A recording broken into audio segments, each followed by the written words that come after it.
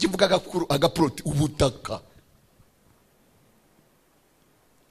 Nzababwira ibintu bitatu Imana yita umugisha, cyangwa reka mbabwire nzabibaha nk'isomo, narababwiye n'ubushize.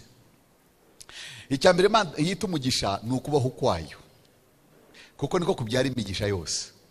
Ntibazakubeshye n'ubu udafite kubaho kwayo nta mugisha ufite, ntushobora no gutunga. Reka mbabwire, I will explain myself later on. You cannot possess things or material substance unless you are possessed by God.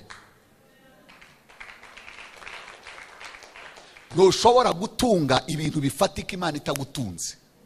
Ntabwo nzi ukundi nabivuga, kubera ko umuntu ni umunyantege nke ugereranije n'ibintu n'ubutunzi. Buramurusha imbaraga n'uburemere pe.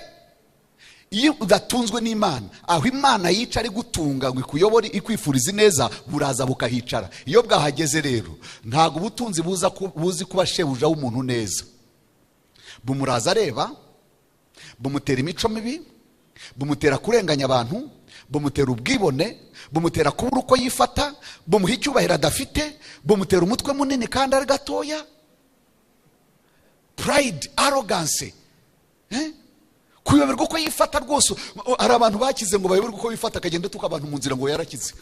We wamushenzi we, va mu nzira, we wamuginga we, wamutindiwe, wamukenewe, ngo yarakize. Kumbe ubukire ubutunzi bwamugiyemo bumubera Imana. Imana Yesu yaravuze ngo bene abameze batyo badatunze Imana, ubutunzi bubahindukira Imana. Icyo bita a god of mammon. That's ubutunzi bwa mbere n'Imana. Ubutunzi bwa kabiri Imana iha abantu, mucyumve kandi nimutakisobanukiwe ntupfe kugihakana cyane kugenda ugikora ubushakashatsi. Ubutunzi bwa kabiri ni ubuzima bw'abantu mu buzima bwawe, si ibintu n'abantu. Do not be mistaken. Ubutunzi bwa kabiri umuntu atunga n'abantu, kuko ibintu bikomoka ku bantu. Does that make sense? Make research and see.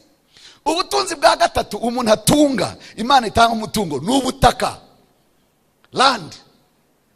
God gave man land as the main capital good that produces everything that human beings need.